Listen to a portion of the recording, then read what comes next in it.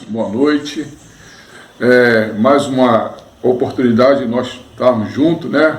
Mais uma escola bíblica dominical, né? Da Primeira Igreja Batista do Parque Anchieta. É uma alegria, um prazer poder estar tendo esse contato com os irmãos. Muita saudade, saudade de estar na igreja, junto com os irmãos, abraçando, cultuando, glorificando a Deus. E é tempos difíceis, mas aproveitar esse momento que nós podemos estarmos na nossa casa e mergulharmos na palavra de Deus, estudarmos a sua palavra e agradecer a Deus por esse instrumento que Ele disponibiliza para nós, né, de podermos estar interagindo e não deixar de estudar, né, a sua santa palavra, né, através da escola bíblica dominical. Então, quero deixar para você o meu abraço e manifestar a minha saudade, né, de todos os irmãos e irmãs. Agora eu quero que você participe dessa EBD, né?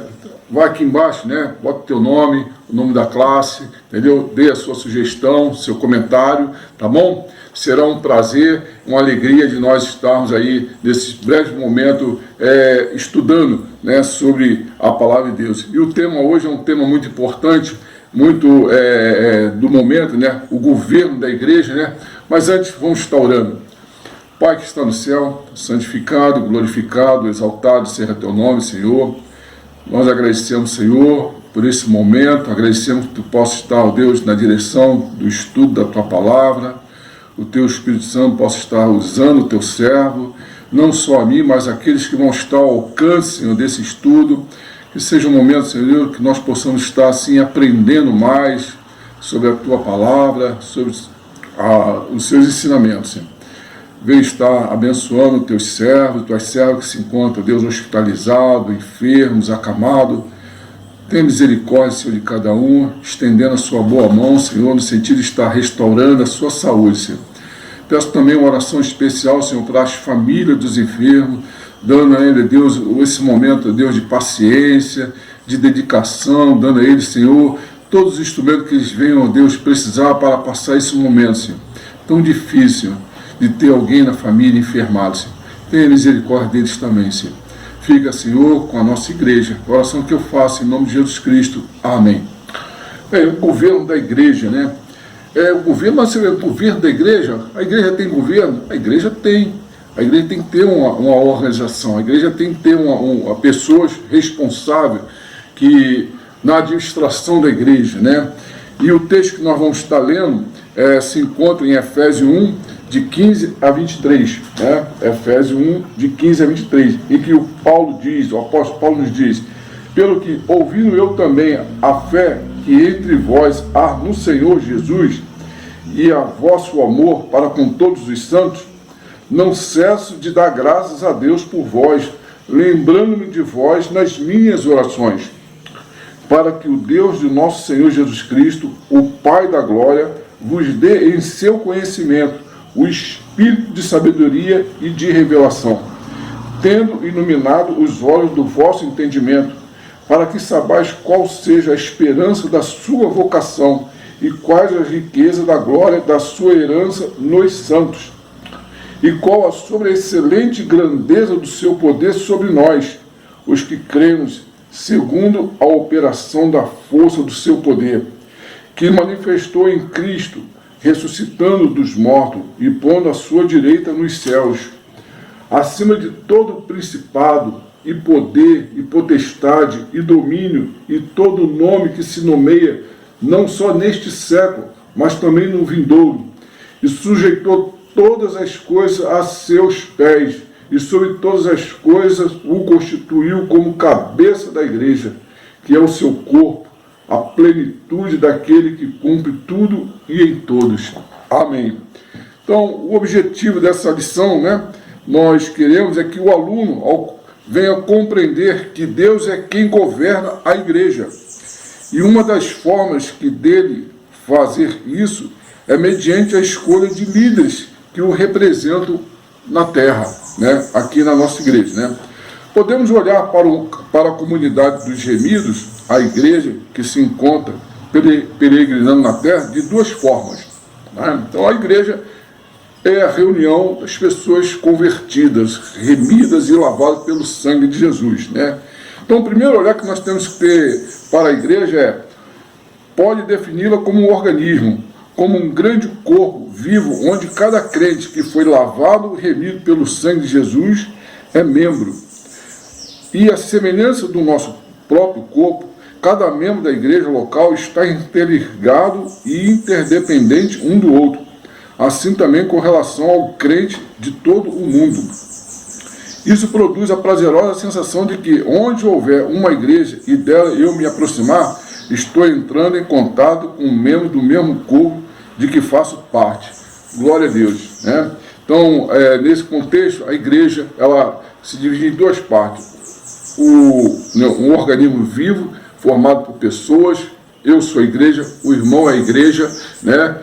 Essa é a igreja, né? Nós somos a igreja, o corpo de Cristo. Mas tem a igreja também, né, organização. Um segundo olhar lançado sobre a igreja que pode ser facilmente perceber que ela é também uma organização administrativa, organização que tem a responsabilidade de estar administrando, gerenciando, né, a igreja física, o templo, né? Então essa é a igreja, né? Então uma igreja viva, um organismo vivo, que somos nós, o corpo de Cristo, uma igreja organizacional, o templo, né? A conexão da igreja com os céus a transforma em organismo. O fato da igreja estar na terra a transforma em organização. Então, a igreja viva, que sou eu, que é você, o irmão, nós vamos para a igreja organizacional para cultuar a Deus, né? Para ali fazer a comunhão entre o irmão, manifestar o nosso amor, o nosso relacionamento com os irmãos. E a palavra de Deus, quão bom e quão suave é que os irmãos vivam em união. E essa união, essa comunhão, ela é manifesta quando nós vamos para a igreja, né? Ali cultuar a Deus, adorar a Deus. E também a igreja, como organismo, ela tem a função também de discipular, né, o discipulado, né, para o crescimento meu e teu, como nós estamos fazendo agora, através da escola bíblica dominical e através de outros ministérios que a igreja viva exerce. Então, cada um tem uma oportunidade de trabalhar nessa igreja, né, no serviço do Senhor, expor o seu talento para a obra de Deus. Essa é a igreja viva. Então é chamado de ministério da família, ministério de evangelismo, ministério de música, ministério com adolescente, criança, adultos e terceira idade. Então cada um, né, convertido, né, que tem essa consciência da sua importância dentro desse corpo de Cristo, vai trabalhar, vai se dispor, né, para que seja instrumento no ministério da igreja. E temos também o organismo vivo, essa missão, né? A missão, qual é a missão da igreja? Pregar o evangelho. Ide por todo mundo, pregar o evangelho a toda criatura. Então, eu citei aqui 5, né, missão do organismo. Nós, eu, você, né? Um é adorar, cultuar a Deus, outro é a comunhão, o terceiro é o discipulado, o quarto é os ministérios que existem dentro da organização igreja, e o quinto é a missão da igreja, que é pregar o evangelho. A igreja, como organização, ela tem as suas obrigações.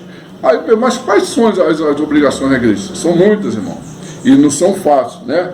A igreja, como organização, ela tem a sua diretoria, que é eleita, né, estatutária. Ela tem as suas obrigações com a previdência, com os direitos trabalhistas daqueles que trabalham para a igreja, né? Ela tem a responsabilidade com a manutenção das instalações, entendeu?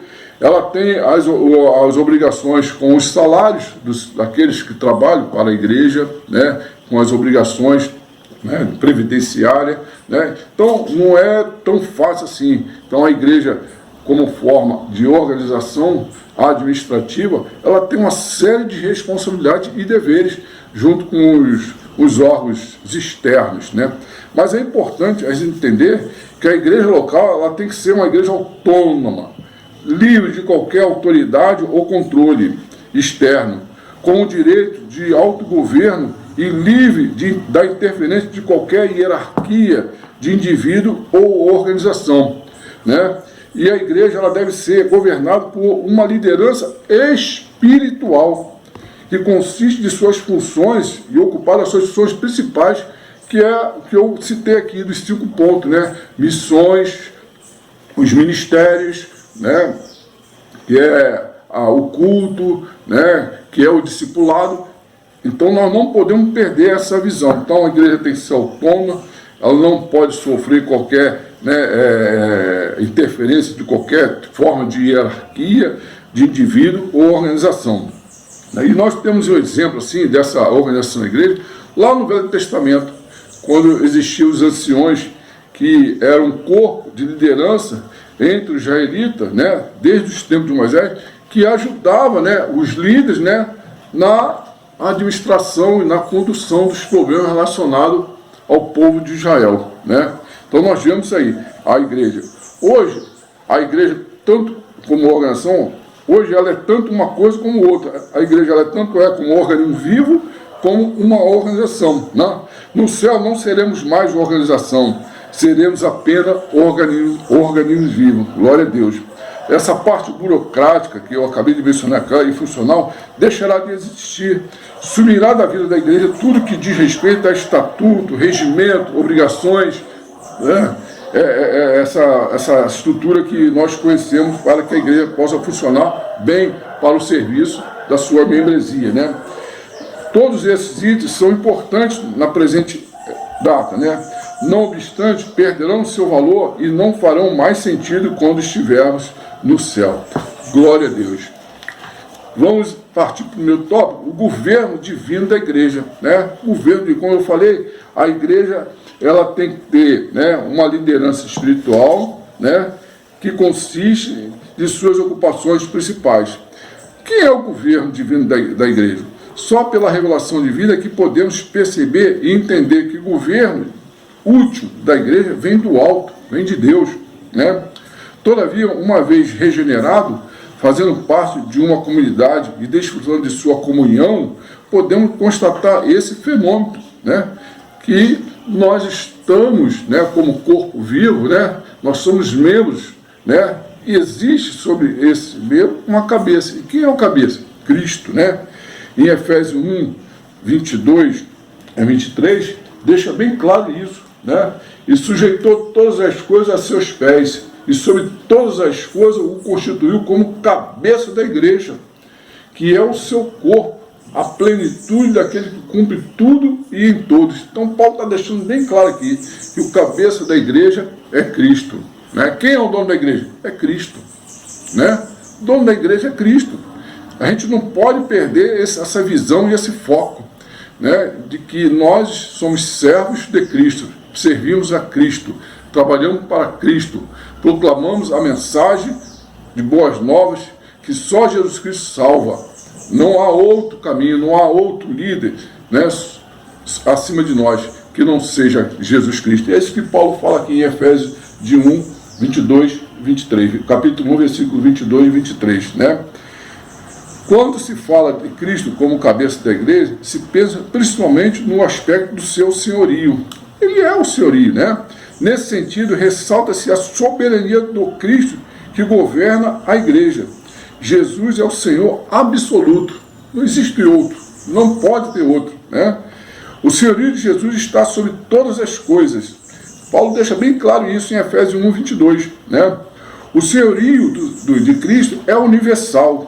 Sendo assim, anjos e demônios, principado, potestade, poderes do céu, da terra ou do inferno, todos estão subordinados à pessoa bendita de Jesus Cristo.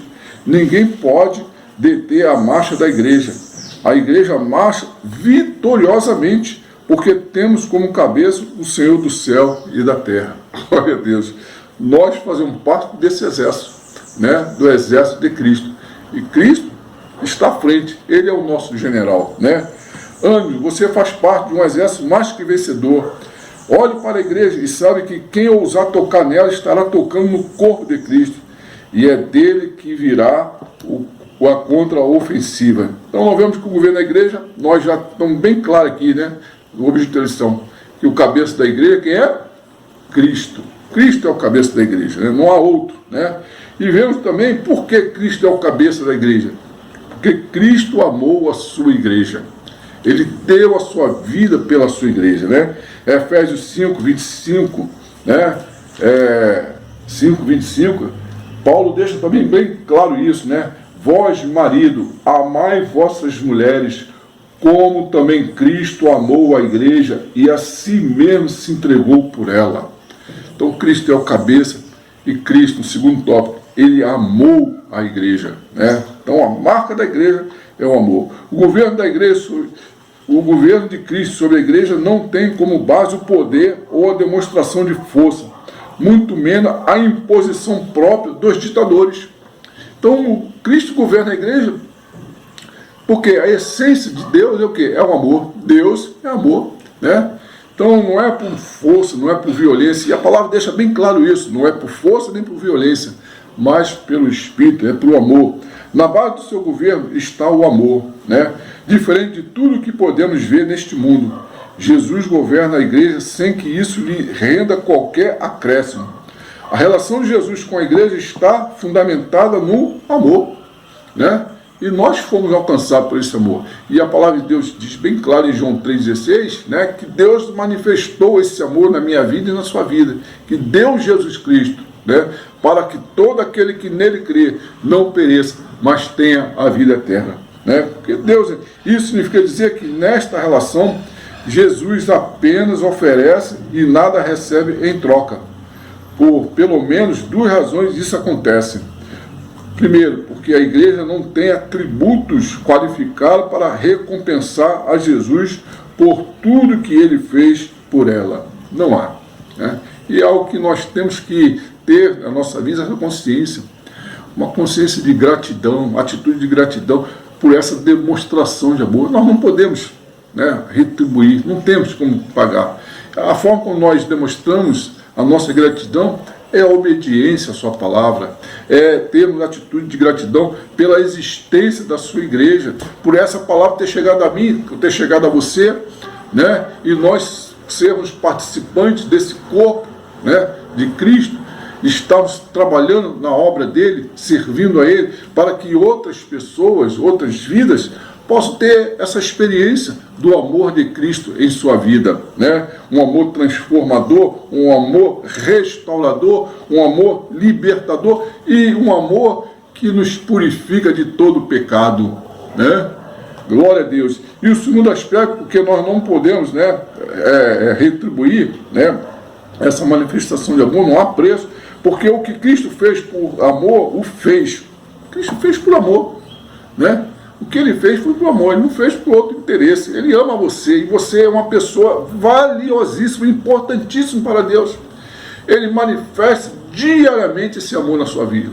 Você já agradeceu a Deus, né, por esse amor, né? Você ser uma pessoa que é a menina dos olhos de Deus, e é isso que a palavra de Deus diz, que você é importante para Deus, você é a menina dos olhos de Deus, e o Deus tem um olhar todo carinhoso e especial por você. Não é um amor condicional, não é um amor por afeição, por troca de afeição. É um amor incondicional. É um amor que manifesta na sua vida e na minha vida. A palavra que Paulo usou para descrever o relacionamento de Jesus com a igreja foi uma tipicamente cristã, agapau, que nas palavras do francês folk significa amor que não guarda qualquer resquício de egoísmo, que não procura a satisfação própria, nem mesmo a afeição como resposta à afeição, mas que luta pelo mais alto bem da pessoa amada. Glória a Deus. Esse é o amor de Cristo na sua vida e na minha vida, né? O amor incondicional, o amor que não olha para as nossas imperfeições, para as nossas aparências, né? Um amor paciente, um amor duradouro. Quem faz algo por amor recebe a recompensa no próprio ato de fazer amor. Você planta amor, você há de colher amor. Então, o terceiro tópico sobre o governo divino da igreja, nós vimos primeiro, Cristo é a cabeça. Segundo, Cristo amou a igreja. E terceiro, Cristo comprou pelo seu sangue a igreja. Eis uma verdade que precisamos assimilar e entender até as suas últimas consequências. A igreja foi comprada. Ela pertence a Cristo por direito de propriedade. O preço pago foi o próprio sangue de Jesus. Pedro faz coro com Paulo ao afirmar que vós, porém, sois raça eleita, sacerdote real, nação santa, povo de propriedade exclusiva de Deus, a fim de proclamarmos as virtudes daquele que nos chamou das trevas para a sua maravilhosa luz. 1 Pedro 2,9. Não pertencemos a nós mesmos. A igreja não se pertence por ser propriedade alheia. Precisa seguir as ordens do seu dono, do seu senhorio, que é Cristo, né? Então, uma breve reflexão para você agora. Sabendo que a igreja local é parte do corpo de Cristo, como você tem se conduzido sendo membro desse corpo? Como você tem se conduzido sendo membro desse corpo de Cristo? Sabendo que Cristo ama a igreja, qual tem sido o seu sentimento para com a igreja do Senhor? Sabendo que a igreja é propriedade de Cristo, qual o valor que você tem dado a ela? Qual o valor que você tem dado a ela? Né? Então você precisa, né, pensar nessas três perguntas, né? Aí nós vamos agora para o segundo tópico da nossa lição, o governo humano da igreja, que é a parte assim mais incompreendida às vezes, que as pessoas não entendem, né? E hoje nós vemos no nosso meio, né, um movimento crescendo, né, chamado desigrejados. Desigrejados, pessoas que estavam conosco, mas que saíram do meio de nós, né? E hoje muitas vezes esses falam mal da igreja, mal do pastor, né? Mas às vezes eu fico até assim triste, mas quando você para conversar com um desengrejado, você percebe uma coisa em particular. Ele focou no líder humano, na pessoa. E pessoas, a igreja é formada por pessoas. E pessoas são falhas, pessoas erram, pessoas são pecadoras, como eu sou pecador. Às vezes nós magoamos, ofendemos.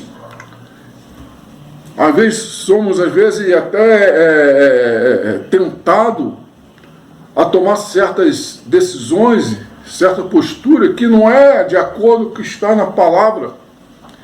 E daí vem as frustrações, as decepções, as desilusões, e a pessoa fala geralmente mal da igreja,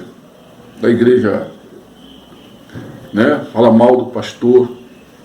Isso é muito triste.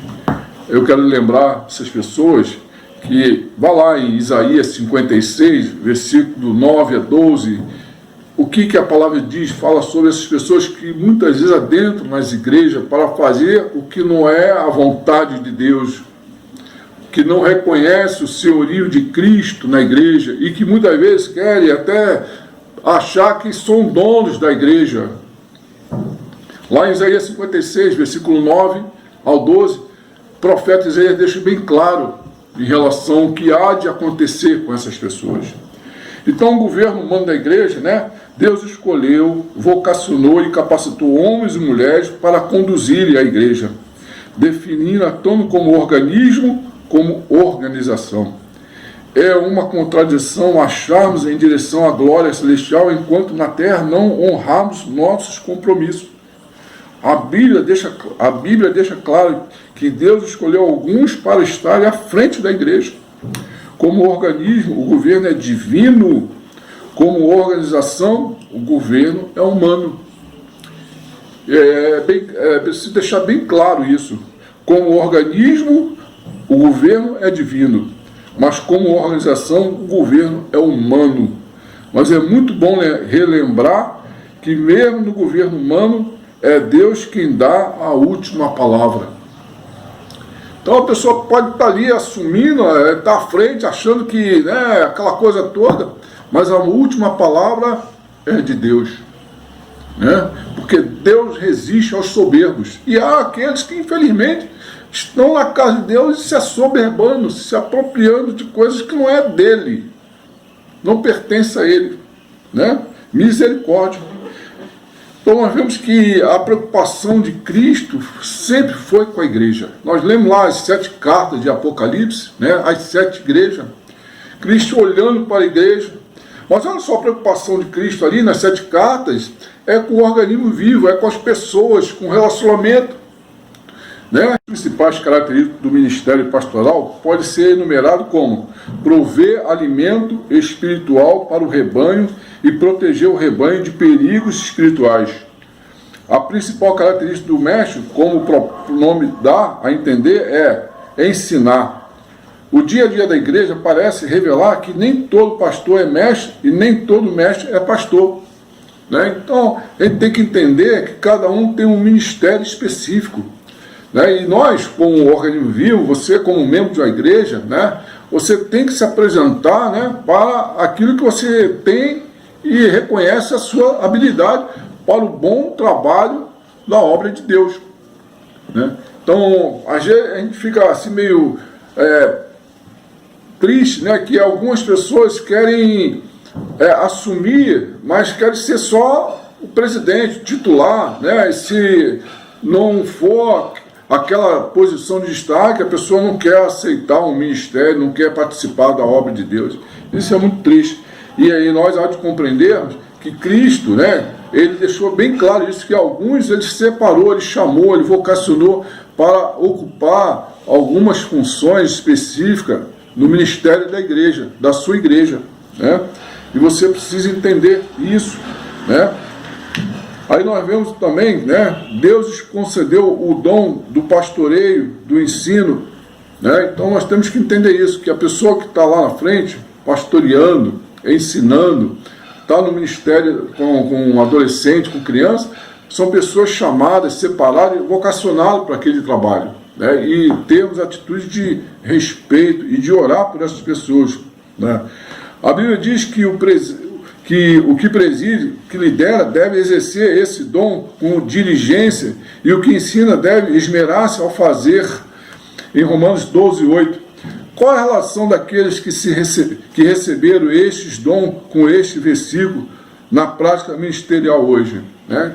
Então foi essa distinção, uns para estar na frente, liderando, outros ensinando, outros ali, né, com trabalho com criança, outro com trabalho no ministério de música, com louvor, adoração, né? Então a gente tem que entender isso, cada um ocupando aquela função o qual ele foi chamado. Vemos o segundo tópico, presbítero e os diáconos. Evidentemente, desde que esse texto foi composto pelo apóstolo Paulo, muita água passou debaixo da ponte. Hoje há vários modelos de governo de igreja. O que um desses termos significa para uma igreja local pode não ser necessariamente o que significa para outra. Isso é secundário. O que tem real valor é que Deus escolhe pessoas para desempenhar funções diferentes e complementares no corpo de Cristo. É de fundamental importância entender que quem é chamado para ser presbítero exercerá uma função diferente daquele que é chamado para ser diácono, e que uma função não é melhor nem superior à outra. Alguém pode achar, erroneamente, que o ministério de diácono é um estágio para se chegar ao ministério de presbítero. Nós vemos que no Antigo Testamento, né, o presbítero ele era parado ao pastor, né, ele estava à frente, né, ele liderava. No tempo neotestamentário, os presbíteros, também chamados de bispo, eram dirigentes da igreja cristã. Eles se dedicavam ao ensino da doutrina e à pregação do evangelho. Os diáconos eram pessoas que ajudavam nos trabalhos da administração da igreja e cuidavam dos pobres, das viúvas e dos necessitados em geral. Ambos trabalhavam na igreja do Senhor. O dom dos presbíteros os habilita somente para trabalhar com os abstratos no corpo de Cristo, que é o ensino, a pregação do evangelho e funções correlacionadas a essas. O dom dos diáconos os habilita somente para trabalhar com o palpável, como, por exemplo, o cuidado com os pobres, as viúvas, órfãos e necessitados em geral e a ação social da igreja. Então, cada um tem a sua função e nem tem aquela função mais importante ou menos importante, todos caminhando, todos no mesmo barco, trabalhando para o mesmo propósito, para o mesmo Senhor, para o crescimento da obra. A igreja é o veículo utilizado para a expansão do reino de Deus. Então nós temos que ter essa consciência que a igreja é utilizada para a expansão do reino de Deus aqui na terra, né? Começa na vida de uma pessoa e se propaga através né, da iniciativa de outras que vão ali anunciar o Evangelho no evangelismo, na música, né, com o Ministério de ensinar, né? Então nós temos várias funções na igreja, todos têm a oportunidade de trabalhar na obra de Deus, né? Então nós estamos chegando já ao final da nossa lição, e o nosso objetivo é que você tenha aprendido e compreendido, né, que o governo da igreja, o cabeça da igreja é Cristo, né? A igreja é governada por Deus, Jesus Cristo é o Senhor dela. Isso não quer dizer que tudo que acontece na igreja reflita a vontade divina, mas que ninguém pode deter o avanço dela, e sua existência não depende de homem algum, nem governo. O governo humano da igreja foi instituído por Deus. Nem todos os pastores, presbíteros, diáconos e demais líderes fazem exatamente o que Deus quer, e muitos desses ouvirão da boca dele: apartai-vos de mim, maldito, para o fogo eterno, preparado para o diabo e seus anjos. Tal realidade mostra que há entre os que lideram aqueles que são fiéis e os que não são, o trigo e o joio, que no momento adequado serão separados. João 13, de 1 a 20, deixa bem claro o que esses receberão. E eu citei também Isaías 56, versículo 9 a 12, né? Esses que muitas vezes estão no nosso meio, mas estão com outros objetivos, outros propósitos. Irmão, chegamos mais ao final dessa lição da Escola Dominical, e agradeço a sua atenção, que Deus te abençoe, tá? Vamos estar encerrando, orando, agradecendo por mais essa oportunidade. Obrigado, Senhor, por esse momento. Obrigado, Senhor, por termos aprendido mais sobre a sua palavra e a importância, Senhor, da liderança, daqueles que tu separaste para estar na frente da tua igreja, Senhor. Abençoa, Senhor, os pastores, os obreiros, todos a nossa liderança da nossa igreja, Senhor. É a oração que nós fazemos, pedindo que tu venha estar abençoando também cada aluno, Senhor. Em nome de Jesus. Amém.